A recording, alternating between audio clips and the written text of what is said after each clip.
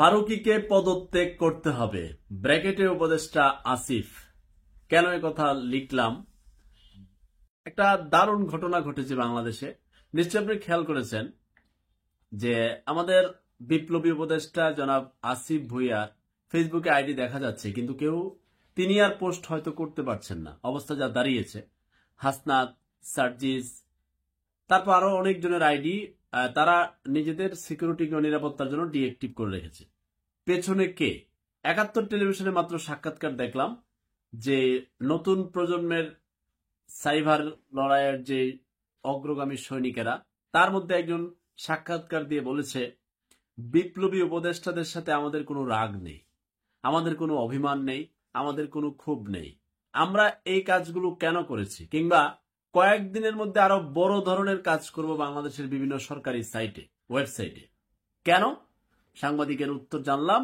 বলছে যে মোস্তফা সরোয়ার ফারুকের মতো বিতর্কিত লেয়াজু মেনটেন করে তার বিগত জীবনগুলো পার করে এসেছে, তার অতীত কর্মকাণ্ড, যার কারণে তার মতো লোক বাংলাদেশের এই ২৪-এর লড়াইয়ের পরবর্তী সময়ে উপদেষ্টা হতে পারে না না না।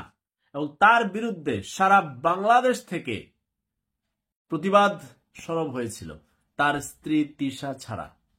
তিশাই তো তার স্ত্রীর নাম, সম্ভবত তিশাই। বাকি সবাই তার বিরুদ্ধে দাঁড়িয়েছে। হাসনাত, সার্জিস পর্যন্ত দাঁড়িয়েছিল, পরে সরে এসেছে, নাকি চুপ হয়ে গেছে জানি না আমরা। এখন ওই সাইবার অনলাইনের লড়াকু সৈনিক অগ্রগামী ভাইয়েরা বলছে তাকে সরাতে হবে। এক, তাহলে তাদের আইডি ফেরত পাবে, তারা কাজও করতে পারবে, কোনো সমস্যা নাই। দ্বিতীয় দাবি হচ্ছে, অগ্রগামী সৈনিক যারা সাইবারে লড়াই করেছিল এই দেশের মানুষের জন্য, তাদের কথা কেন এই বিপ্লবী সরকার, অন্তর্বর্তীকালীন সরকার, যে সরকারই বলেন কেন, তাদেরকে কোনো ধরনের স্বীকৃতি দেয় না, কিংবা বিভিন্ন কথায় যখন নানান ধরনের যারা যারা অংশগ্রহণ করেছিল এই লড়াইয়ে, নতুন বাংলাদেশের লড়াইয়ে, এই সাইবার সৈনিকদের কথা কেন বলে না? এক হলো দুইটা দাবি। তৃতীয় দাবি হচ্ছে, রেমিটেন্স যোদ্ধা যারা, তাদের কথা কেন বলে না এবং তাদের বিষয়গুলো কেন দেখে না?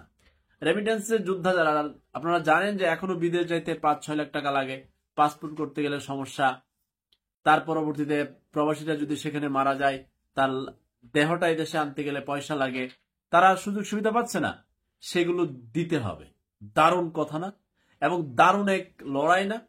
আড়ালে বসে দেশের জন্য দেশপ্রেমের লড়াই, আবার দেশপ্রেমিকদের সাথে লড়াই। কেন বললাম দেশপ্রেমিকদের সাথে?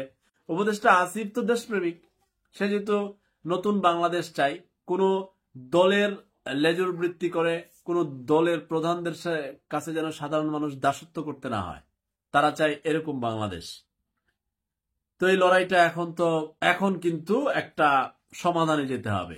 ফারুকীকে এখন সম্ভবত আর সে থাকতে পারবে না, কারণ যে অবস্থা দাঁড়িয়েছে, এই নতুন প্রজন্মের অনলাইন যোদ্ধারা, তারা কিন্তু এখন বলছে কয়েকদিনের মধ্যে বাংলাদেশের বিভিন্ন ওয়েবসাইটে তারা যাবে।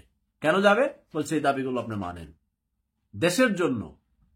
আমি ওই ভাইদের বলতে চাই, কিংবা আমরা সাধারণ মানুষ কি চাই, যে বাংলাদেশে দুর্নীতি থাকবে না, যে বাংলাদেশে চাঁদাবাজি থাকবে না, যে বাংলাদেশে সিন্ডিকেট থাকবে না, যে বাংলাদেশে মানুষ শান্তিতে চলতে পারবে, যে বাংলাদেশে আইনের শাসন থাকবে, দুর্নীতি কম থাকবে, খাদ্যে ভেজাল কম থাকবে, অফিসে ঘুষ লেনদেন এখনো কিন্তু হয়, পাসপোর্ট অফিসে ঘুষ হচ্ছে, ভূমি অফিসে ঘুষ চলছে, বিভিন্ন থানায় ঘুষ চলছে, পুরনো বাংলাদেশের চিত্র।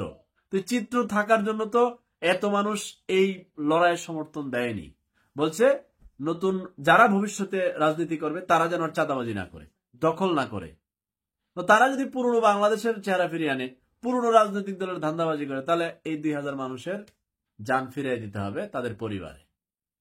তাহলে এই এখন কি করবে ফারুকীকে মনে হয় বিদায় নিতে হবে, না হলে এই অনলাইনের এই সাইবার লড়াকু সৈনিকদের কে থামাবে? তাদেরকে তো আপনি খুঁজেও পাবেন না, তারা কিন্তু এক্সপার্ট, তারা ক্ষতি চায় না কারো, শুধু ফারুকীকে বলছে সরান, আর তাদের কথা বলেন, রেমিটেন্স যোদ্ধাদের সুবিধা দেন, দেশকে দুর্নীতি মুক্ত করেন, চাঁদাবাজি মুক্ত করেন, অনেক কিছু নিয়ে তারা এখন বসছে। এবার তারাও দেশপ্রেমিক, এখন তারা নতুন বাংলাদেশের এই লড়াই তারা নেমেছে। দেখা যাক শেষ পর্যন্ত ফলাফল কি হয়। আল্লাহ হাফেজ।